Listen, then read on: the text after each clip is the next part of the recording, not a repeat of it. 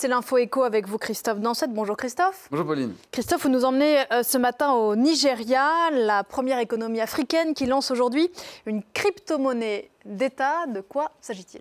Eh bien, c'est un nouveau moyen de paiement. À partir d'aujourd'hui, il est possible de payer avec son smartphone, non pas en Naira, qui est la monnaie fiduciaire du pays, du Nigeria, mais en e-Naira. La valeur est exactement la même, mais c'est la technologie qui est différente. Concrètement, les Nigérians peuvent depuis ce matin télécharger une application sur leur smartphone et avec ce portefeuille numérique qu'ils ont téléchargé, ils peuvent payer dans des magasins ou s'échanger de l'argent plus rapidement qu'avec du cash ou bien des cartes de crédit traditionnelles. Il faut savoir que beaucoup de Nigérians qui habitent à l'étranger ont l'habitude d'envoyer leur argent ou une partie de leur argent à leur famille qui est restée au pays. Et jusqu'à présent, ces transactions, eh bien, elles passaient souvent par des institutions comme Western Union et avec des frais de transaction extrêmement chers qui pouvaient aller jusqu'à 20%. Eh bien, avec cette nouvelle crypto-monnaie d'État, cette e-Naira, eh bien, les frais de transaction sont considérablement réduits, la vitesse aussi, puisque c'est quasiment instantané. Pour l'État, Christophe, pour la Banque centrale nigériane, quel est l'intérêt ? Bien, l'idée, justement, c'est d'avoir une monnaie numérique qui reste contrôlée par l'État, qui reste contrôlée par la Banque centrale, car depuis plusieurs années, on assiste au Nigeria à une certaine perte de confiance en la monnaie officielle, donc le Naira. Ce dernier a perdu beaucoup de sa valeur par rapport à l'euro ou au dollar. En 2019, un euro valait environ 400 $. Aujourd'hui, un euro vaut 480 $. Donc, c'est une différence de 20%. Surtout, le Naira, il est très volatile. On le voit à tel point que de nombreux Nigérians préfèrent ne pas l'utiliser, se tournent plutôt vers le dollar ou même vers d'autres crypto-monnaies comme le Bitcoin.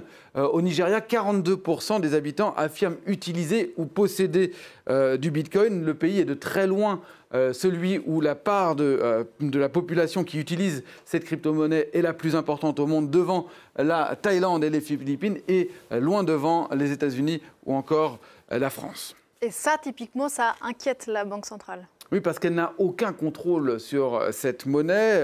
Un des pouvoirs essentiels d'un État, qui est le contrôle de la monnaie, pourrait ainsi lui échapper. Les autorités ont eu beau prendre un certain nombre de mesures depuis un certain nombre d'années, menacer de bloquer les comptes de personnes qui utilisent ces crypto-monnaies, interdire les transactions, affirmer que ces crypto-monnaies, eh bien, elles financent le terrorisme ou bien elles sont un outil de blanchiment d'argent. Rien n'y fait. Le Bitcoin est de plus en plus populaire dans le pays. Certains sont même devenus très riches grâce à cette crypto-monnaie.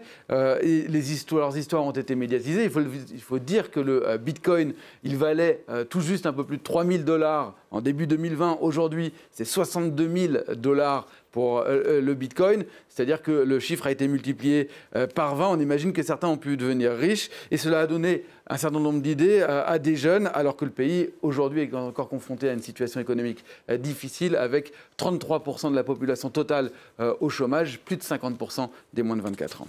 Alors, pour revenir à donc cette crypto-monnaie d'État, le Nigeria n'est pas le seul pays au monde à se lancer là-dedans. Oui, il est même le deuxième pays d'Afrique à se lancer dans une crypto-monnaie, dans une CBDC, Central Bank Digital Currency, une monnaie numérique de banque centrale. Le Ghana, en Afrique, toujours expérimente un e-cedi depuis le mois de septembre. D'autres pays en Afrique ont également des projets de crypto-monnaie d'État, notamment le Kenya ou encore l'Afrique du Sud. Dans le monde, ce sont plus de 80 pays qui s'intéressent à ces nouvelles formes de monnaie. On en voit ici un certain nombre sur cette carte. La Chine, qui actuellement fait l'expérience déjà d'un e-yuan que Pékin aimerait bien voir officialisé pour les Jeux Olympiques d'hiver, c'est-à-dire au mois de février prochain. Il y a également des expériences qui ont lieu en Suède avec une e-couronne, au Venezuela, aux Bahamas ou encore l'euro où la Banque centrale européenne espérerait bien